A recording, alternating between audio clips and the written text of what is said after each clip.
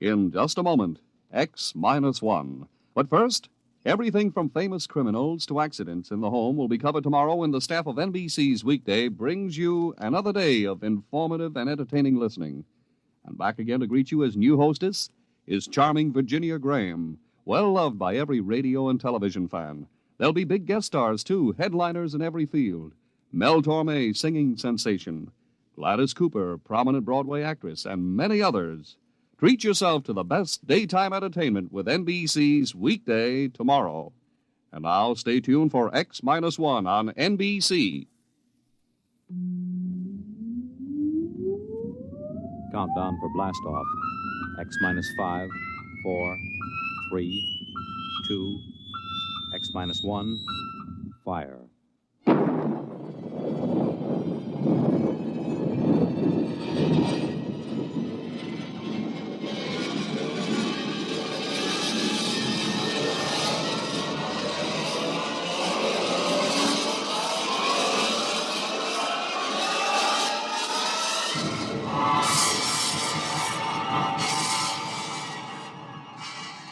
From the far horizons of the unknown come transcribed tales of new dimensions in time and space.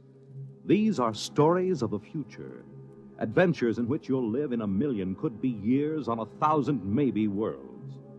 The National Broadcasting Company, in cooperation with Galaxy Science Fiction Magazine, presents X-1.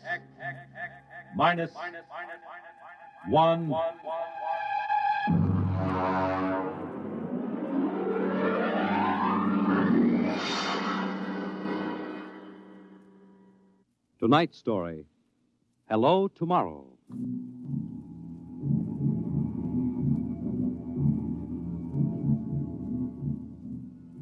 After the Third Atomic War, when the Earth was a mass of red radioactive dust, a handful of men and women went deep underground in the struggle for survival. A new civilization was built deep underground, a civilization which must keep a ceaseless vigil against the deadly gamma rays which filter down through the Earth. A civilization where the prime consideration is the genetic survival of the race. It is to this civilization in the year of our Lord, 4195, that we take you now.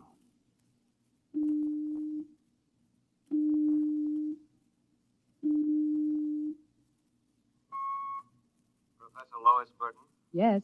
I have a call from the Director of Emotional Stability for the Third Outlawed. Go ahead, sir. Hello, darling. Hello, dear. How is the Director of Emotional Stability? My, how impressive that sounds. Don't joke, dear. You never know who may be listening. Sorry. How are you?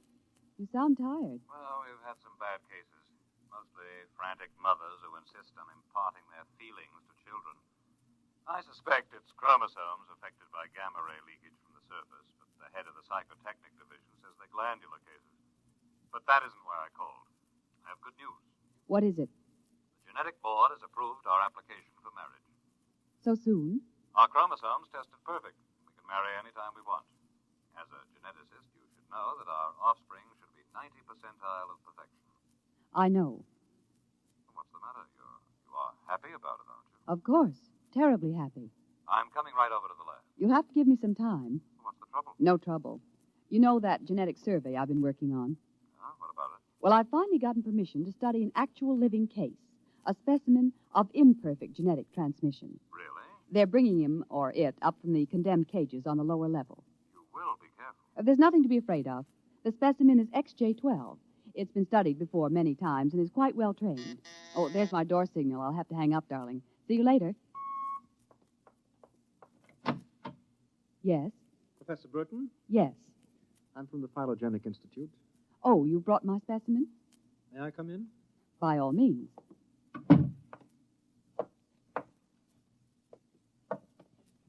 Oh, how... Horrible? It all depends on your viewpoint. I happen to have a twisted leg.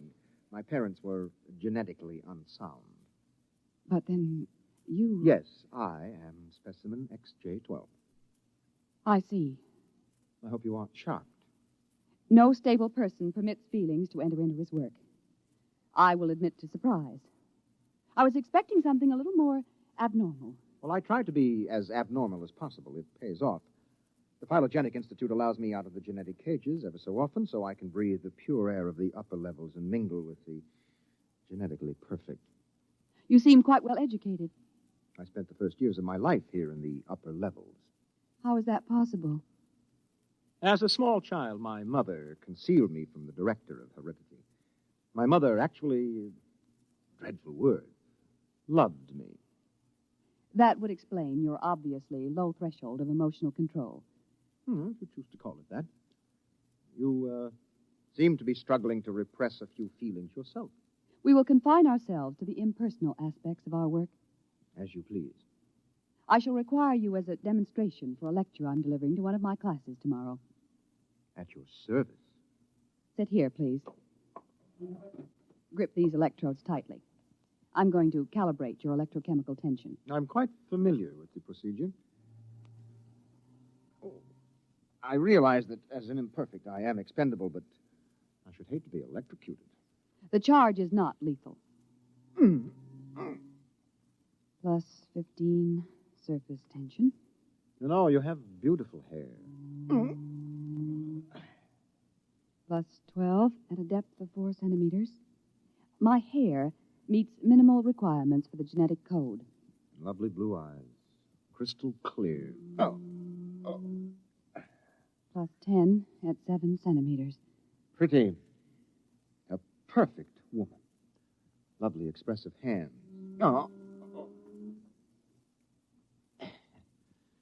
And a heart of stone. Like all the rest of you perfect survival types. Shut up. Oh, could it be you do have feelings? I seem to sense an air of emotional tension. It's nothing, dear. This is the specimen. You, specimen. Tell this dolt who I am, Lois. This is the Director of Emotional Stability for the Third Oblong. You will address him as Mr. Director. Mr. Director. This creature seems quite impertinent.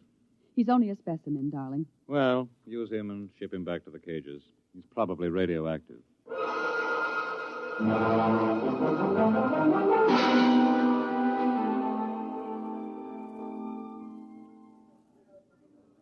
Attention, attention.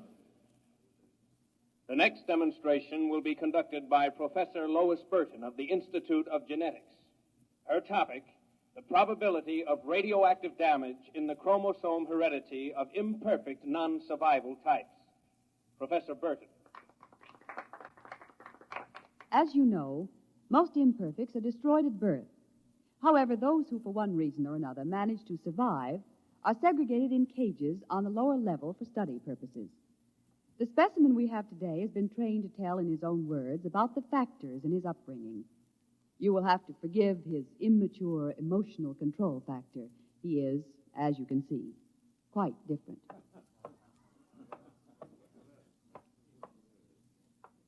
Specimen XJ12. You will proceed, please. Thank you. My mother was a psychotechnician in the Fifth Oblong. My father was an historian specializing in the records of pre-atomic surface culture. In the earthquake of 2170, apparently some hard radiation filtered down through the tunnels and penetrated the Fifth Oblong. The effect on my hereditary factors is quite apparent in this twisted leg. My father taught me in the last days before he was executed that every human personality is born with certain inalienable natural rights. The rights to have feelings, the right to mature, and above all, the right to be different from every other living organism. Because it cannot be otherwise, I submit to you, distinguished students, that the attempt by this society to abridge these rights is a violation of nature. I submit that the imperfects, the mutants, those who are different, have as much right to exist and be free as you. And I say, break open the cages. Stop him! Give us back the right to be individuals. Stop him! Oh! Perhaps that will teach you. Professor Burton, take this specimen back to your laboratory and confine him.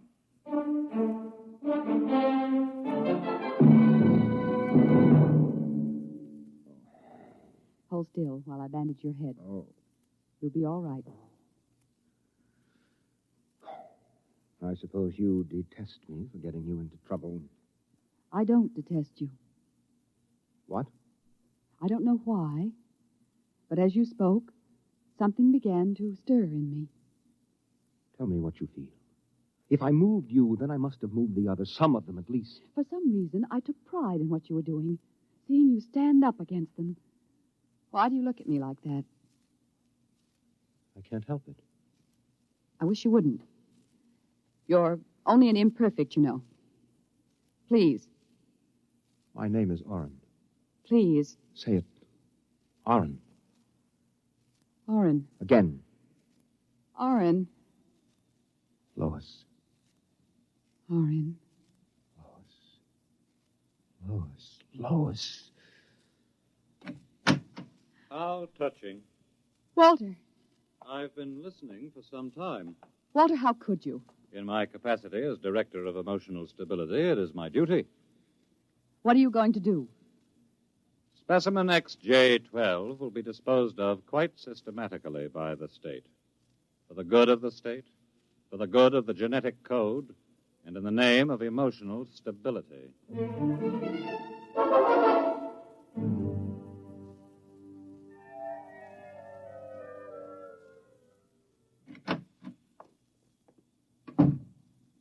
Walter, I have to talk to you. Go right ahead. Walter, you mustn't destroy him. The specimen? Why not? He's emotionally unstable. You have to expect irrational behavior. Aren't you forgetting something, my dear? That you were responding in much the same manner? Or had you forgotten? You see, I'm having him liquidated for your sake. He has an upsetting effect on you. Then send him back to the cages. But don't kill him. You speak of destroying an inferior creature as if it was something unethical. Walter, please, for my sake.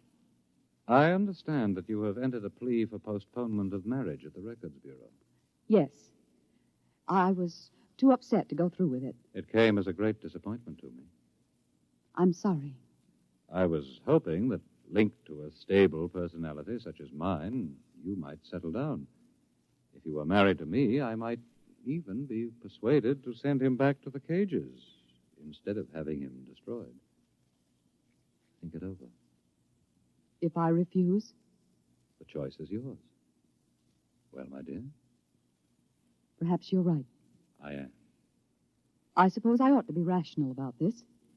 After all, he's an imperfect. I'm glad you've come to your senses. When can we be married? Tomorrow, if you like. The sooner the better.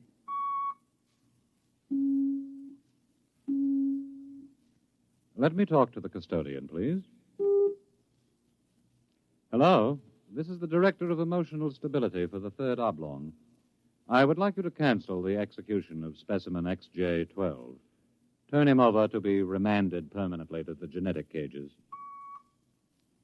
You'd better go. I'll pick you up in, say, an hour, and we'll make plans. All right? Yes. Yes, of course.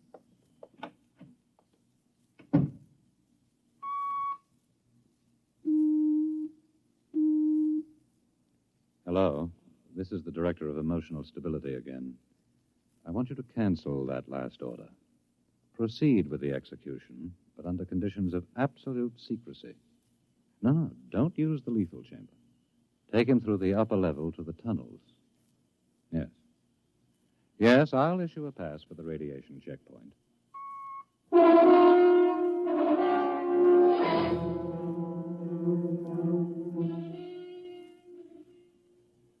Into the elevator. Very well.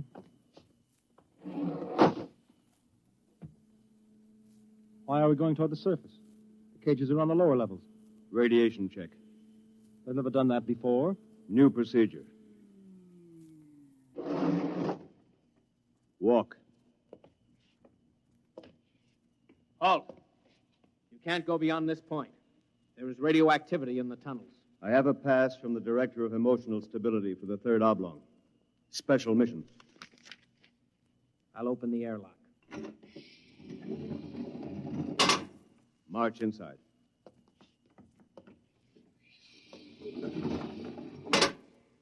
Turn around. So this is how they get rid of the imperfects. By before you dispose of me... Yes?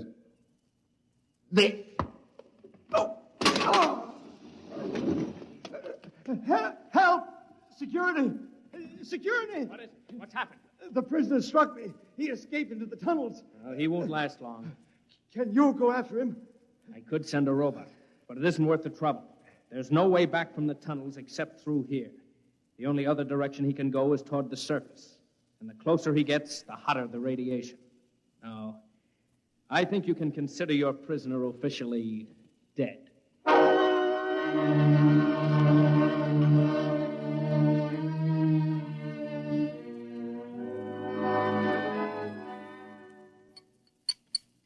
More wine? No, thank you, Walter. You look very beautiful, my dear. Very beautiful. Thank you. The wedding will be a small affair. The director of endocrine control, the chief of the security guard. Walter? Yes? Was he returned to the cages? Oh, now, why must you spoil it? Was he, Walter? Well, as a matter of fact, there was a little difficulty. Difficulty? Yes, you see, XJ-12 escaped. How? Where? He struck a guard and ran off into the tunnels. The tunnels. But that's sure death. He's free to return any time he chooses.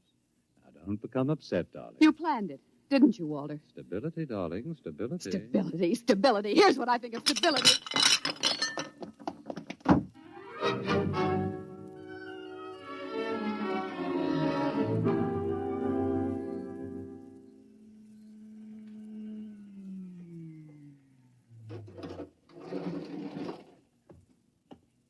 Halt! State your business. I'm Professor Burton of the Genetic Institute. You can't go into the tunnels, Professor. You'll have to let me by. I'm the fiancée of the Director of Emotional Stability. Oh, I suppose you're after the one who escaped? Yes, He's quite dangerous, I understand. I'm well armed. Wouldn't it be better to send a robot? I'm quite capable of handling him. He was my subject.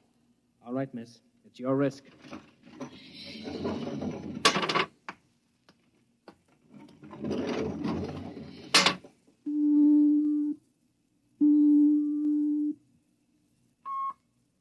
Checkpoint. This is the Director of Emotional Stability. Yes, sir. If Professor Burton tries to pass the checkpoint, I want her taken into custody. Professor Burton just passed, sir. She You said that... idiot! But, sir, she said that I she don't had... care what she said. Stop her. Send robots after her. Get her back. Yes, sir. At once, sir. Robot control. Checkpoint to robot control. Order out all televocal robots into the tunnels. Have them bring back any humans. This is a first priority order.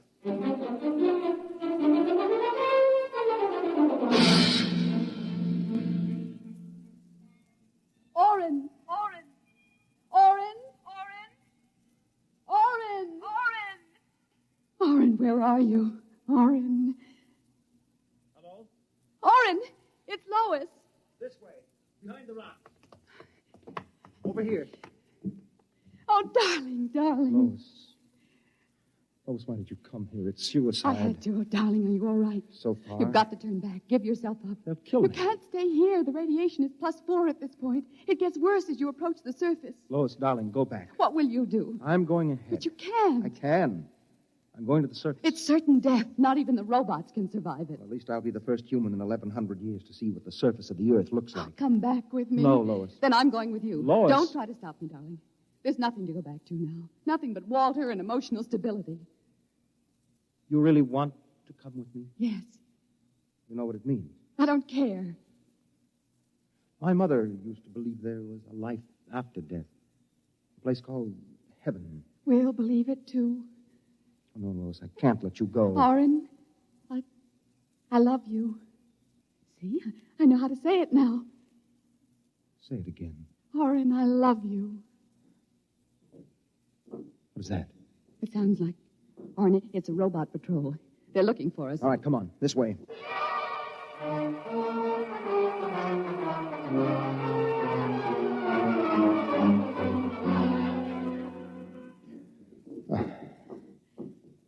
Oren, wait. It can't be much farther, darling. The robots. They're coming. I can see their lights now. Listen, they've stopped. The lights are swinging round. Oren, they see us. Come on. Look, Lois, look ahead. You can see the lights reflecting from something. It looks like a lead door. Yes. Come on through. There must be some way to close it. Oh, yes, here. Let me help.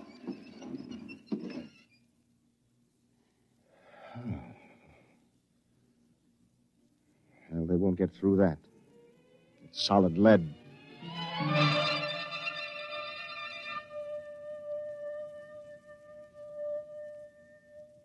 Orrin, I feel so strange.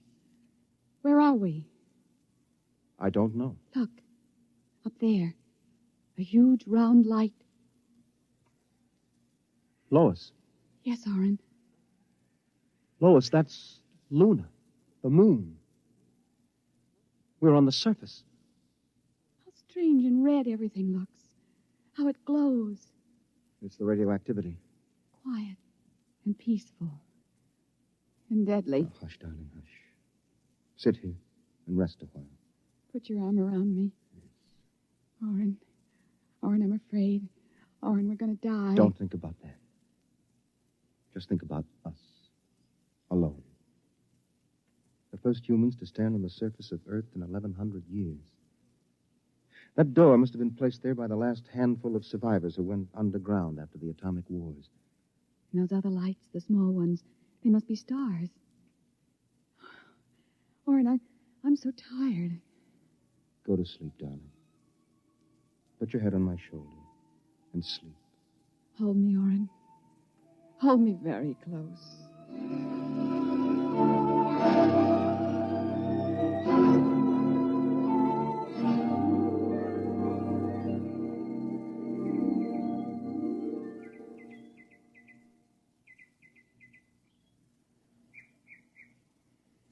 Orrin. Hmm? Orrin, wake up. Hmm? What? Look, it's light. The whole universe is light. Oh, Orrin, how beautiful. Look. This must be the heaven my mother talked about. See the plants? All green and fresh. And the birds.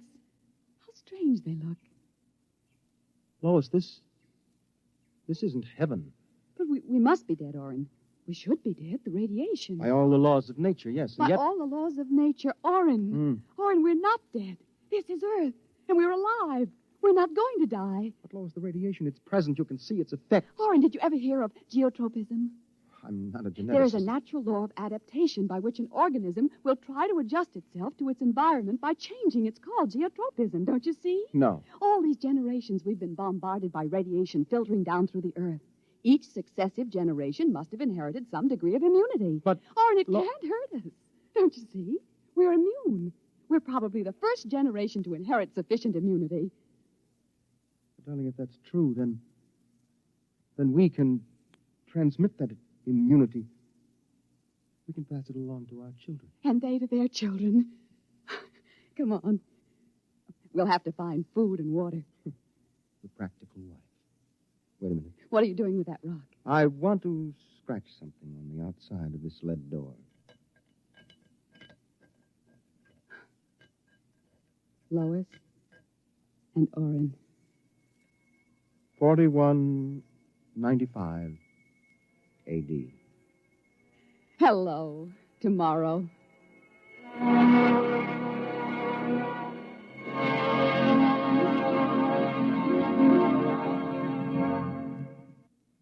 You have just heard X-1, presented by the National Broadcasting Company in cooperation with Galaxy Science Fiction Magazine. It was an original story by George Lefferts, starring Jan Miner and John Larkin, and directed by Daniel Sutter. Next week, A Gun for Dinosaur by L. Sprague de Camp on X-1. This is the NBC Radio Network. In just a moment, X-1. But first, no one can deny that spring is in the air, and to prepare for the new season, NBC's Weekday brings you some timely and useful features. One is a new series with Phil and Lampy on gardening tips for both city and country dwellers. The second feature brings you hints for the best use of leisure time. And you can also bet that Joe Copeland, famous dress designer, will enlighten you on the spring fashion picture when she appears on tomorrow's show. Listen in and hear it all on NBC's Weekday tomorrow morning. And now stay tuned for X-1 on NBC. Countdown for blast off. X minus 5, 4, 3, 2, X minus 1, fire.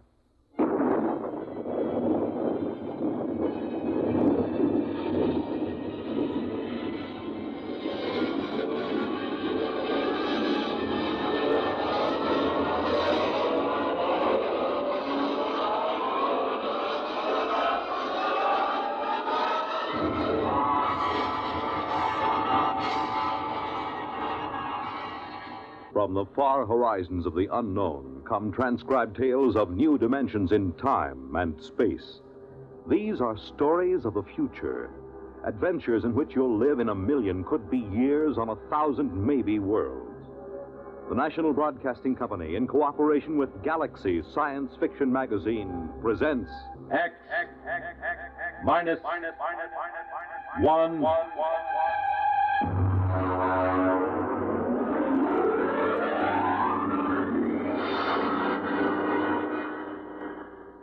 tonight's story, A Gun for Dinosaur, by L. Sprague de Camp.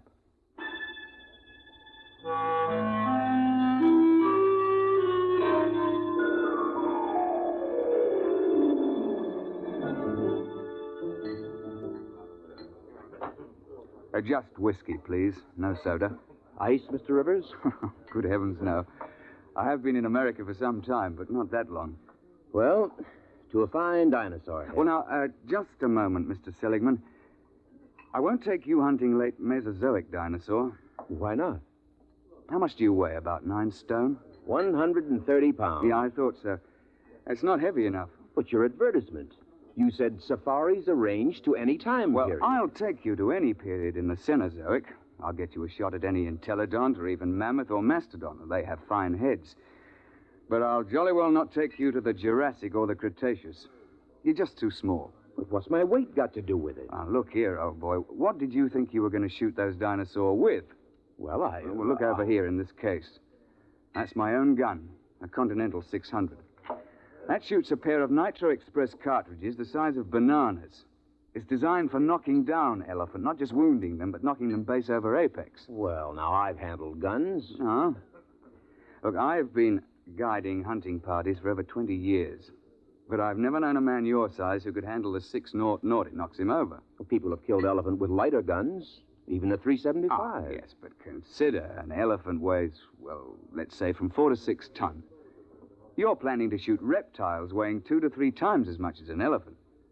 Now, I tell you, Mr. Seligman, I won't take anybody hunting dinosaur who can't handle a 6-0. Look, let's pour another drink, and I'll tell you why. You see, I went into the partnership with the Raja about 5 years ago. I call him that because he's the hereditary monarch of Jaipur. It means nothing, of course. We both wanted to do a bit of hunting again. And Africa's all played out. It's too civilized now. So when we heard of Professor Prohaska's time machine at Washington University, we caught the next plane to St. Louis. The foundation administering the machine had worked out an arrangement splitting the time between scientific parties and hunters who wanted to try their luck at prehistoric game. Hunters paid through the nose, of course, to support the project. Well, it was about our 5th safari that Courtney James showed up. He's what you chaps call a playboy, a big bloke, handsome in a way, florid, beginning to turn to fat. He was on his 4th wife. And when he showed up at the office with a blonde, I assumed that this was the 4th Mrs. James. But he left her in the outer office and corrected my assumption. Bunny? Oh, no, she's not my wife. My wife is in Mexico, I think, getting a divorce. But Bunny here would like to go along. I'm sorry. We don't take ladies. Not to the late Mesozoic. If she wants to go, she'll go. She skis and flies my airplane, so why shouldn't she? There are enough risks at 85 million BC without adding to them. I'm sorry, but it's against the firm's policy. Now, look here. I'm paying you a lot of money. I'm entitled... You can't hire me to do anything against my best judgment. Now, if that's how you feel, get another guide. All right, all right. But let me tell you.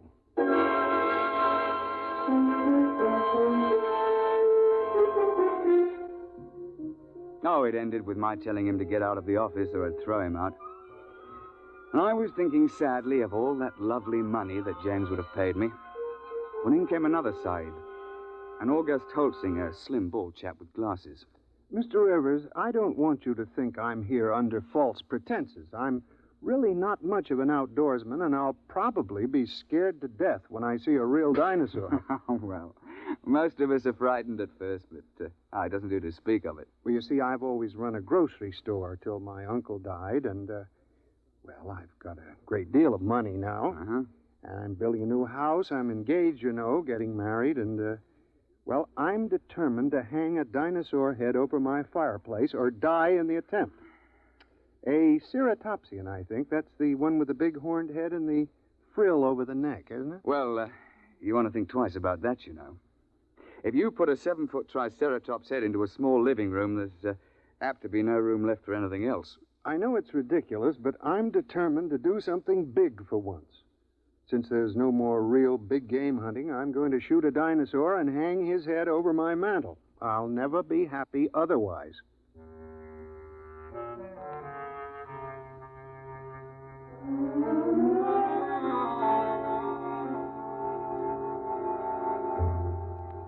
The Roger and I decided to make it to the Middle Cretaceous. That's about 85 million years ago. It's the best period for dinosaur in Missouri. So we drove Holtzinger into the country to let him try the 600. It's rather heavy. Look, you look out. There's quite a kick.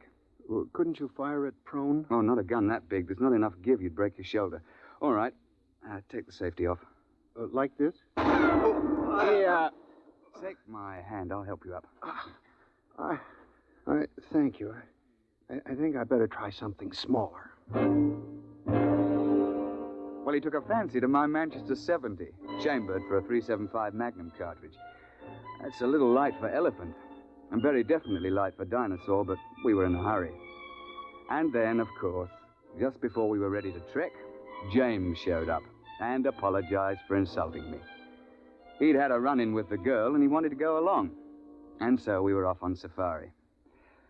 You all ready, gentlemen? Why, yes, I suppose so. Mr. Holtzinger, you've met my partner, the Roger of Janpur. How do you do, sir? How do you do? Well, shall we get cracking? After you, Mr. Holtzinger. Mr. James. Thank you. Let's get going. All set. We'll slam the hatch, and off we go. What happens? Nothing till the force field is built up. There she goes. What happened to the lights? Well, there's no current while we're in transition. I don't feel well. There's usually a touch of vertigo. I shouldn't worry about it. Look, where do you shoot for? I mean, with Dinosaur. What is the best shot? Well, you don't try for his brain, you know. They don't have any.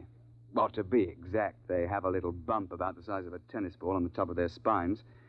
And you're not likely to hit it when it's embedded in a 6-foot skull. Try for the heart. They have big hearts, over 100 pounds. An exploding shell in the heart will slow them down, at least. Oh, I see. Why do we have to go so far for game? Why couldn't we just go back 50 years and shoot lions in Africa? Well, the machine won't work more recently than 100,000 years ago. Why? Well, look, I'm no four-dimensional expert on the subject, but it has something to do with what they call time paradox. You know, if people could go back to recent times, they might do something to affect history or kill their own grandfather, you know. And there's also some kind of taboo about sending people back to the same time again. There's paradoxes. Mustn't have them. What would happen? I'm not sure, but the university isn't taking chances. They've got about a billion years to cover. They won't run out of eras. Hello? Here we go. Oh, cheers, eh? Well, that's done it. April 24th. 85 million years B.C. Now then, careful. Keep the safety on your gun. And don't shoot unless I give the word. Why? Why should we have to wait for you? Because I'm responsible for everything you do. Especially if something goes wrong. I say, Roger, open the door, will you?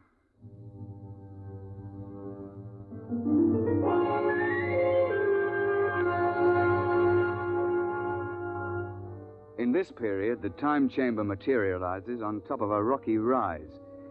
At the west, you see the arm of the Kansas Sea that reaches across Missouri, and the big swamp where the sauropods live. To the east, the land slopes up to a plateau. It's good for ceratopsians. The finest thing about the Cretaceous is the climate. It's balmy like the South Sea Islands, and not so muggy as the Jurassic.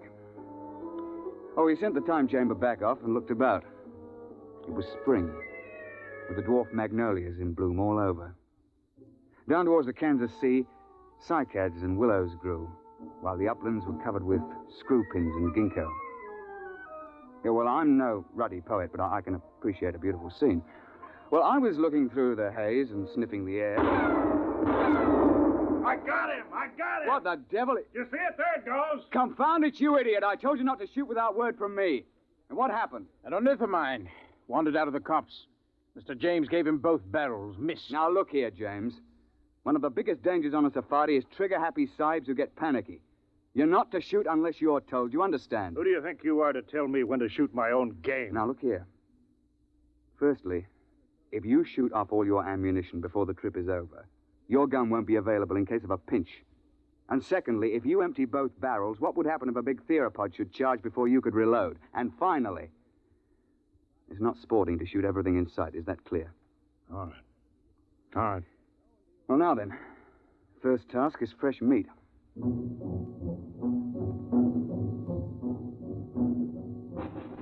As I told you, Holsinger wanted a ceratopsian head.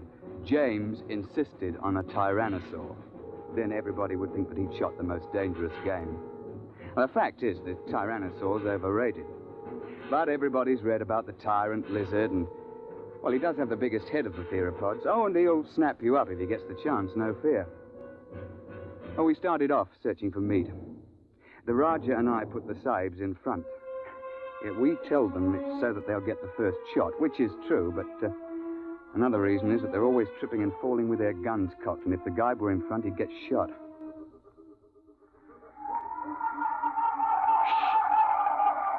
Boneheads. Where? See? Crouching over there. Feeding on those cycads. It's about the size of a man. They look intelligent. Well, not likely. That bulge on the head is solid bone. Now then, hold on there, James. You've had your shot for the day. Hold your fire until Holsinger shoots. Yeah, sure. All right, go ahead, Mr. Holsinger. Doesn't matter which one? No, here. Try that one by the rock. There's a good clear shot. Well, take your safety off. Oh. Go ahead now. Well? Shh. Nuts. I've had enough of this. James, don't... I got him clean right through the heart. First shot. How's that? I thought you were going to give Holsinger the first crack. It's his turn. Well, I waited. Took so long I thought he'd gotten buck fever. Very well. But if this sort of thing happens once more, we leave you at camp the next time we go out. The next couple of days, we trekked around the neighborhood and then headed over to the sauropod swamp, over to the west. We were staked out along the edge of the lake, watching a big beggar out in the swamp waving his head about. And they're the big ones. They look something like the brontosaur. Can't we shoot him? I wouldn't. Why not? Well, there's no point to it, and it's not sporting. Like, if you kill one in the water, he sinks and can't be recovered. And if you kill one on land, well, the only trophy is that little head on the top of that long neck. You can't bring that whole beast back because he weighs 30 tons or more. That museum in New York got one. Oh, yes. Well, they sent a party of 48 to the early Cretaceous with a 50 caliber machine gun. They spent 2 solid months hacking and sawing the carcass apart and hauling it to the time machine. I know the chap on the project, and he still has nightmares in which he smells decomposed dinosaur. And they also had to kill a dozen big sauropods who came in for the party. And then they had them lying around, too. They lost 3 men. Reggie, duckbill. Where? Where are they? Up there at the shoreline. Now, keep your voices down. You see? With the crest on the back of their heads. Mr. Rivers, I've been thinking over what you said about those heads. If I could get one of those duckbills, I'd be satisfied. It'd look big enough over my mantle, wouldn't it? I'm sure of it, old boy. Well, let's be off. Roger, you wait here with Mr. James. Shouldn't take us long.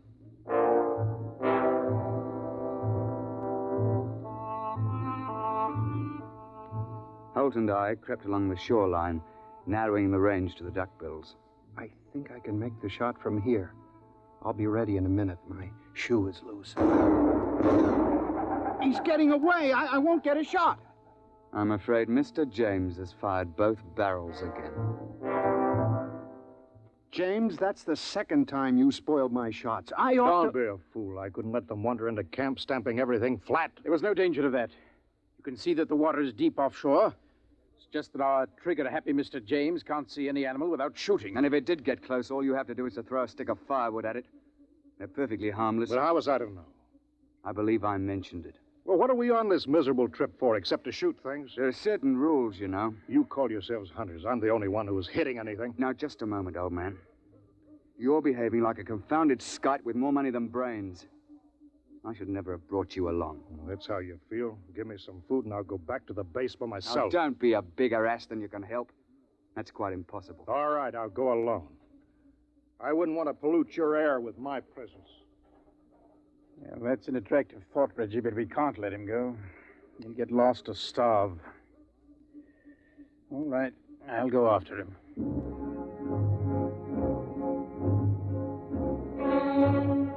We stumbled along for several more days.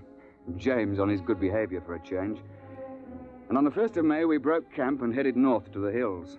That was hot and sticky. And we were soon panting and sweating like horses when I picked up the smell of carrion and heard the thrumming of the flies. We found a huge ceratopsian lying dead in a little hollow on the edge of the copse. He must have weighed 6 or 8 tons alive. Why couldn't I have gotten him before he died? That would have made a darn fine head. Look, on your toes, chaps. The sauropod that's been at this carcass is probably nearby. How do you know? We see how the hide's been ripped off and the bones are scattered. Sauropods will hang around a carcass like this for weeks, gorging and then sleeping their meals off for days at a time. What do we do? Well, that's what we came after.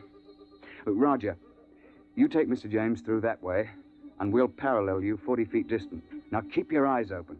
It'll be hard to see in these woods unless you're right on top of him.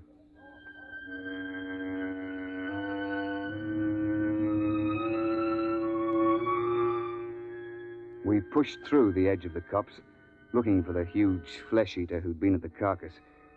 I could hear James and the Rajah pushing ahead on my right. We were separated by a gully when I heard a noise ahead on our left. What is it? I don't know. Take the safety off your gun. Oh, there it is. It's one of those boneheads. Oh, well, they're not dangerous at any rate. But be careful. That sauropod might still be around here. I've got him! Got him clear! Well, he's done it again. He shot the bonehead. I've got him! Look out! Look out! Tyrannosaur!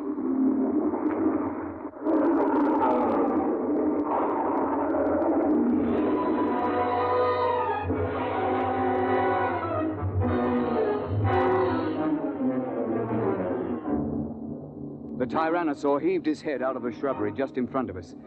Look, the scientists can insist that Rex is bigger than Trionches, but I'll swear that this Tyrannosaur was bigger than any Rex ever hatched.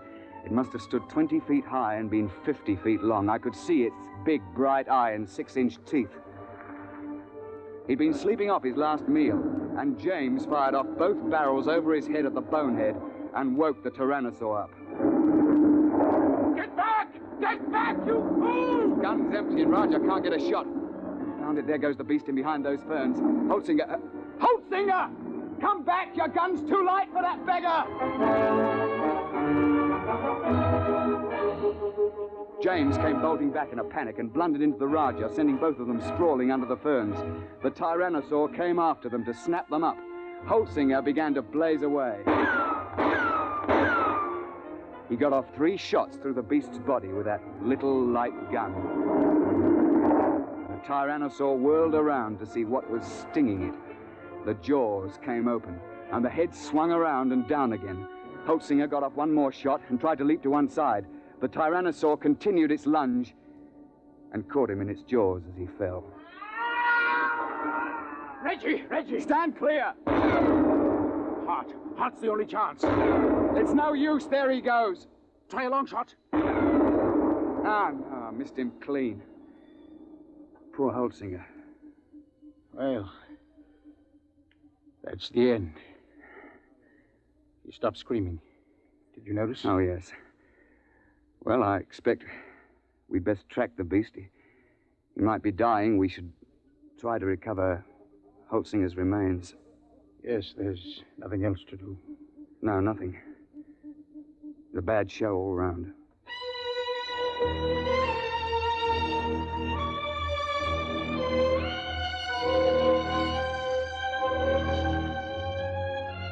An hour later, we gave up and went back to the glade looking very dismal. Where have you two been? We were occupied. The late Mr. Holsinger. Remember? You shouldn't have gone off and left me. None of those things might have come along. Isn't it bad enough to lose 100 through your stupidity? What? Sure, you put us in front of you, so if anybody gets eaten, it's one of us. That's... You stinking little swine. If you hadn't been a first-class idiot and blown those 2 barrels again, this never would have happened. Holsinger died trying to save your worthless life. And I wish he'd failed. Oh, I ought to... Now then, my Leatherbuck, I'm glad you did that. It gives me a chance I've been waiting for. Now get up, and I'll be glad to finish off. You won't finish anybody off. All right, put your hands up. Both of you. Put that gun away. Don't be an idiot. I won't let anybody do that to me. You can't get away with murder. Why not? Won't be much left of you after you're hit with a 600 explosive shell. Nobody could prove anything. They can't hold you for a murder 85 million years old. The statute of limitations, you know. Nice work, Roger, old chap. Yes. Cretaceous rock. Doesn't quite have the balance of a cricket ball, but it's a bit harder, what? Well, suppose we tie this chap up and take him back to camp.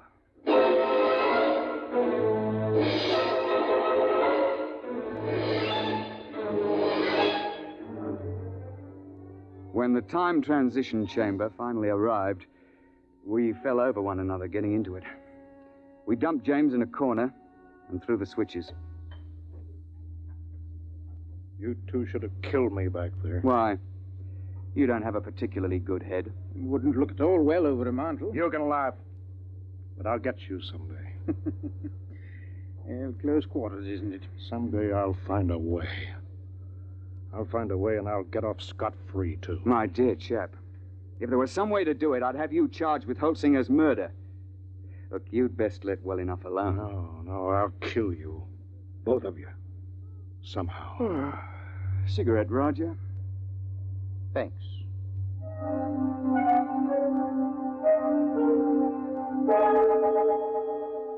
When we came out in the present, we handed him his empty gun, and off he went. We paid everybody off, found that we were broke. But quite luckily, a steel manufacturer turned up who wanted a mastodon head for his den. While we were standing in the laboratory at the university waiting for the time chamber, the technician, he's a bookish chap, a theoretical temporal physicist, was watching his dials and scopes. Oh, by the way, Mr. Rivers, you just missed him. Missed who? That last client of yours, Mr. James. Well, that's good luck. What was he doing here? Oh, he told me quite a tale. Said he'd lost his wallet back there. Said it contained some very valuable papers. It must have been valuable. He paid the university fee of $5,000 for the use of the chamber. He's on his way back there now. Back where? Well, he told me to send him back a few minutes before you arrived the last time. Then he could see himself drop the wallet. He's going to stand there and watch himself come out? Yeah, but, doesn't that create what you chaps call a paradox? What happens when a man tries to occupy the same time twice? No, we don't know. It's never been tried before. Well, we tried to warn him, but he insisted. Yes, I know. He's a headstrong chap. Still, you wouldn't think he'd chance it just for the sake of a wallet. Was he armed? Yes. He had a 375 Express. 375? Well, that's odd. He knows it's too light for Dinosaur. Yes, but not too light for a man. I say, Roger, you don't think Mr. James is lurking behind a bush back there until we show up again? And planning to pot us as we step out? That's impossible. We already did step out of the chamber and nothing happened. Yeah, but that was before Mr. James was waiting with an express rifle cocked. Hey, Doctor? But you mean he's planning to murder the two of you? I wouldn't be a bit surprised. I don't suppose there's anything you could do to stop the process now. No, it's too late. The chamber's in transition now. Look, hadn't you better get out of here before he kills you? Well, there's no point in running. If Mr. James's theory is right, we've both been dead for 85 million years. We might as well wait and see what happens. Transition point coming up. Well, it's been quite a world up to this point. Hey, Roger? Yes, quite. Here it goes.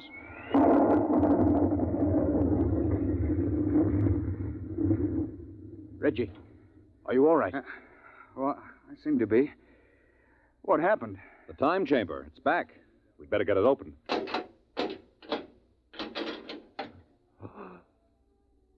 Good Lord, look at that. Ghastly, isn't it? Where did it come from? I'm not sure. But I rather think it came from the Middle Cretaceous era. It wasn't here a moment ago. Ghastly mess. Looks as if every bone was pulverized and every blood vessel burst. I dare say. But that's his gun, all right. It's James, there's no doubt of it.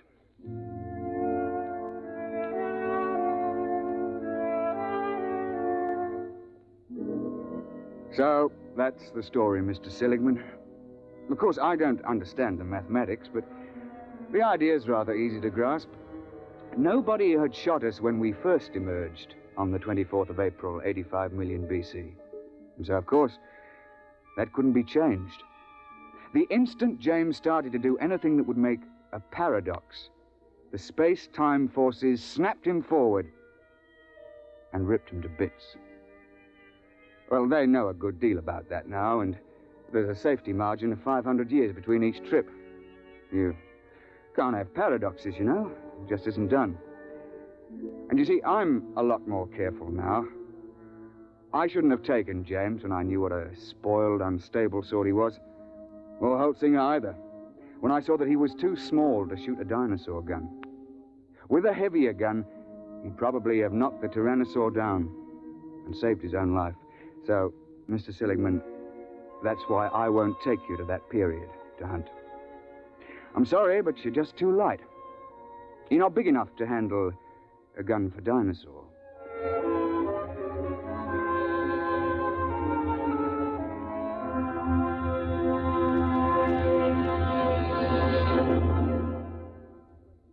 You have just heard X-1, presented by the National Broadcasting Company in cooperation with Galaxy Science Fiction Magazine, which this month features the story of a man who develops a spaceship that travels so fast that its pilots vanish mysteriously into thin air. Read the Vaughn Shelton story, Point of Departure, in Galaxy Magazine, on your newsstand now.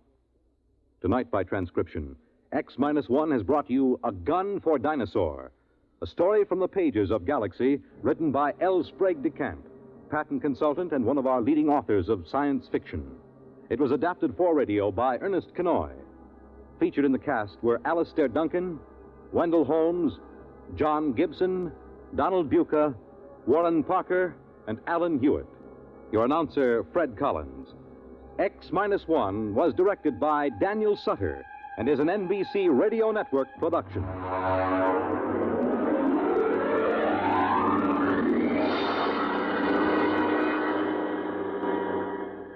Let's visit lovable Fibber McGee and Molly tonight on the NBC Radio Network.